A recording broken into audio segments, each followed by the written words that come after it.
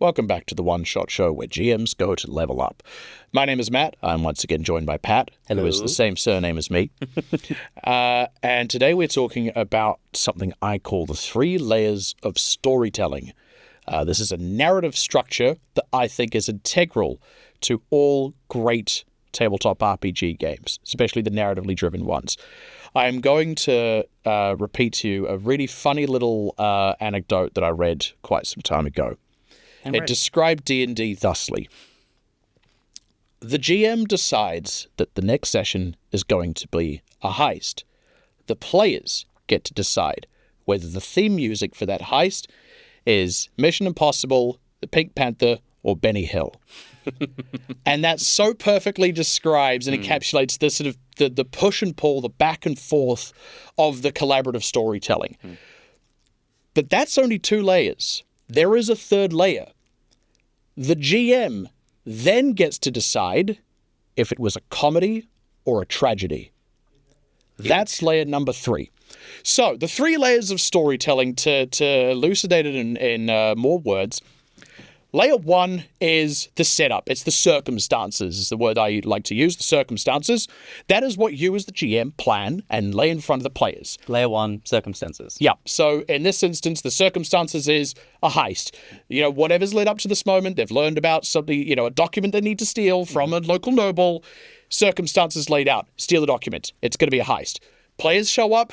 Their actions, the way they approach things, and in many ways the outcomes of the dice rolls are what sets the tone of that heist. That's our theme song, right?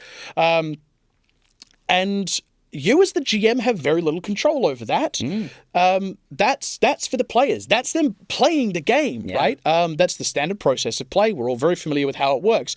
Maybe they're absolutely nailing their rolls and the rogue is sneaking through the corridors and like the wizard has used some scrying spells to like map out where everyone is.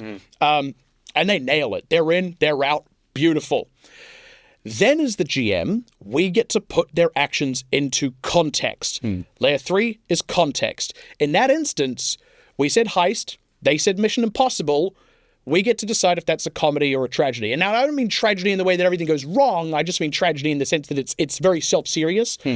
If they show up to the benefactor and they're like, we got the document, and the benefactor is like, great job, stand by for your next assignment. We're taking it seriously. If they, let's say before they go to the benefactor, they stop in at the local tavern. The document reveals that the mayor has been having an affair, and they overhear the whole town gossiping about the affair. It's an open secret. Now it's a comedy, right? All of that effort, all of that serious hard work, was something that they could have picked up by listening to local gossip for 5 minutes. We are the ones who get to put all those actions back into context. The power of this structure, in my honest opinion, is on that 3rd layer, because that is where you get cohesive narrative tone. That is where you get to keep the campaign in the realm of general self-seriousness or in general comedy. If you like bathos, it's where you can put the context in as heroic. You can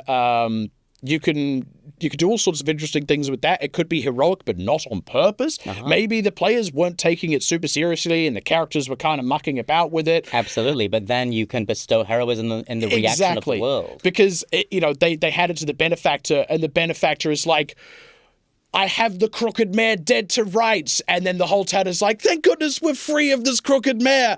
And they like throw a big feast in the party's honor and they make a statue and they're totally serious. And the players are like, yeah, employee of the month, thank you. And that's I feel like I have seen and I have played that particular cycle of GM introduces a world with a certain level of like seriousness to it in the delivery and the design, very full of intent. The players, especially new players, they jazz off what's happening. They will maybe riff across several tones in their play.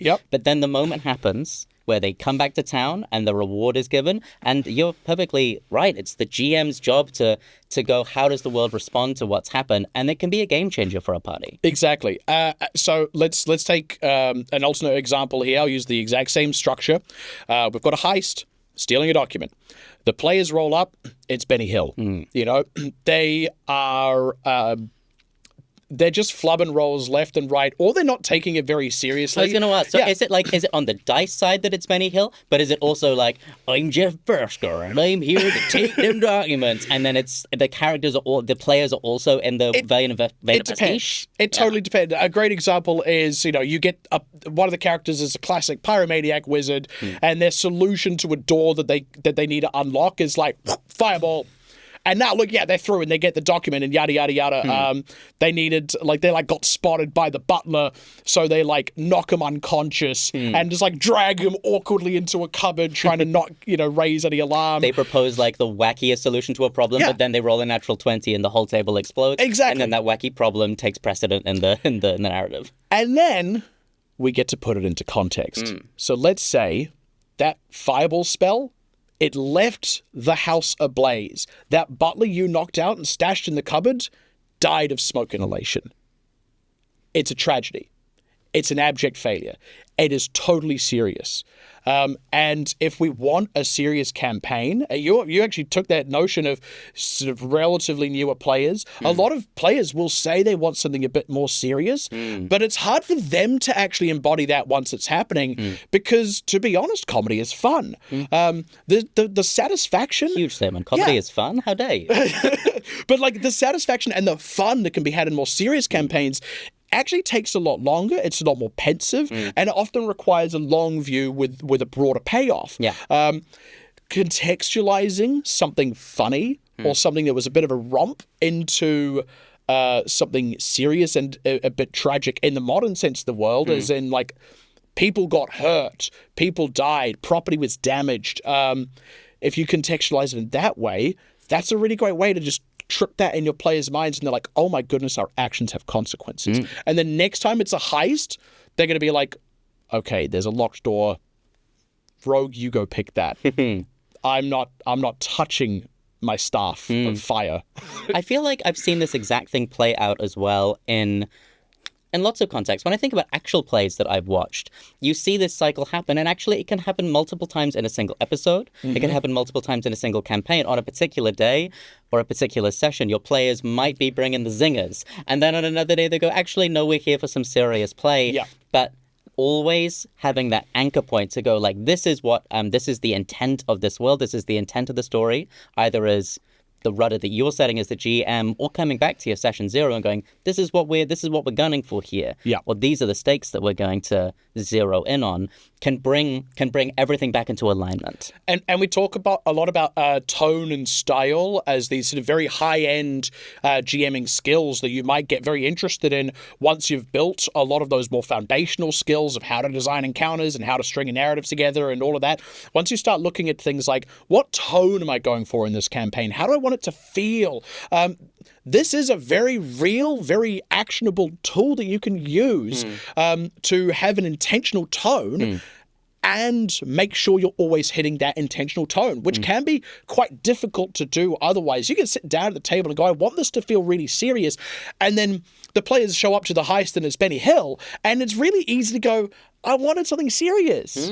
And which a lot of GMs, I feel, are on that flip side, I feel like I've been in the position before, and I've certainly been in games where I've seen, I think because I've GM'd more than I've played, where I've gone oh, this is not what the GM imagined for this. Yes. They are I can see their heart breaking a little bit that this Curse of Strahd campaign is turning into Benny Hill or Hotel Transylvania. This is not his dream. And usually because we as GMs want to feel like we're supporting what the players want to do, we want to yes and them.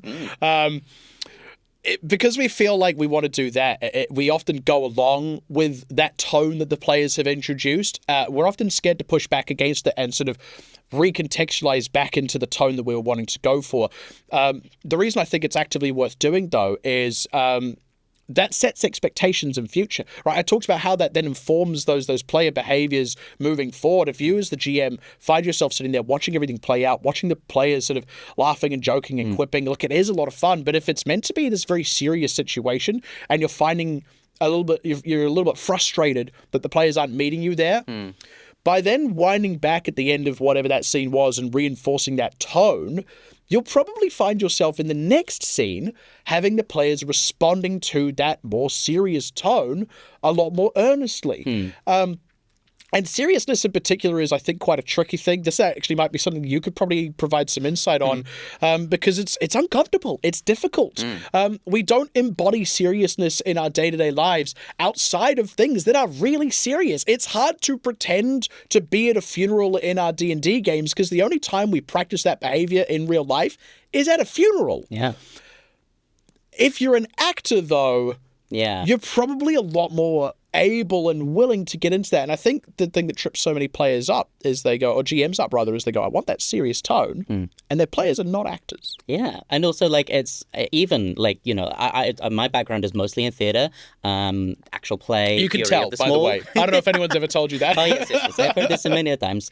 My players for Fury of the Small or like professional actors. And I would say, though, that I think everybody can feel the vulnerability of being serious. To be serious is to have the opportunity to be laughed at a lot of the time. And so a part of, I think, building the magic of a group of players who are okay with being serious together. Sometimes with the GM, it's about honoring the seriousness, even if, like, there are jokes that are going around it. I often find as well that asking questions that are internal to the character can really unlock the seriousness of what happens later. How are you feeling? What would you know... Yeah. Or like you arrive, like the Benny Hill game is beginning to unfurl, but then you arrive in front of the butler, but then you go like, there's something about this character that reminds you of, let's say this character has an ailing father, that reminds you of your dad. What is it? And then they can layer that on top. And then you can go from there.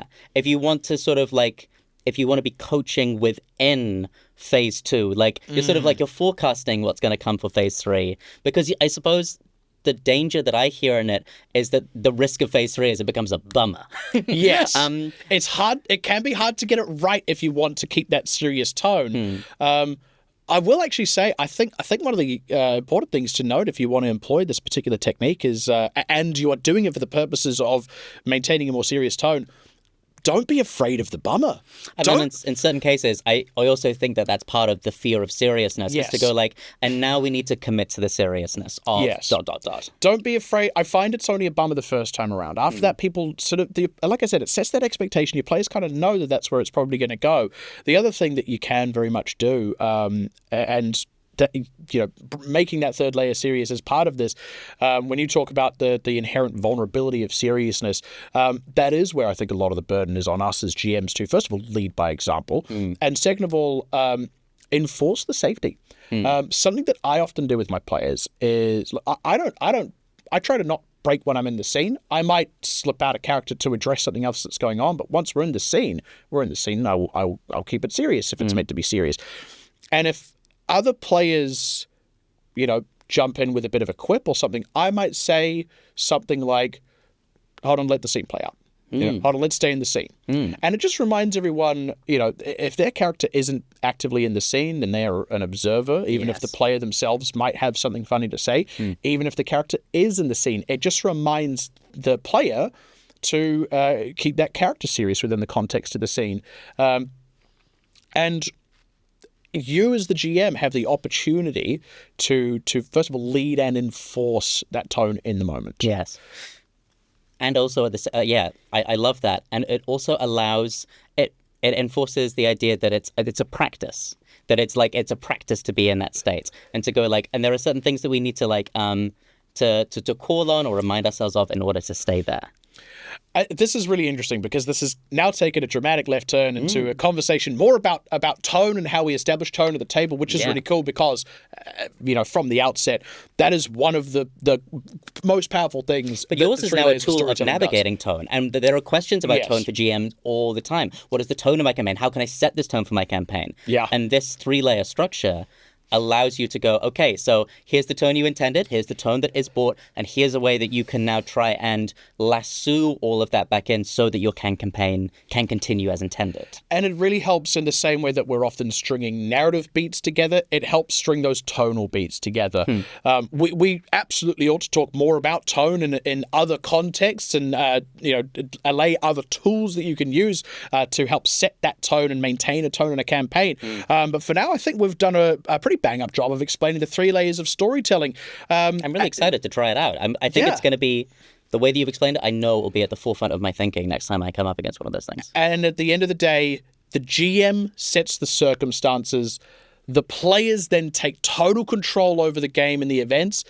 Then the GM takes control and puts it back into context. 3 layers. That's been the One Shot Show. We'll see you in the next one.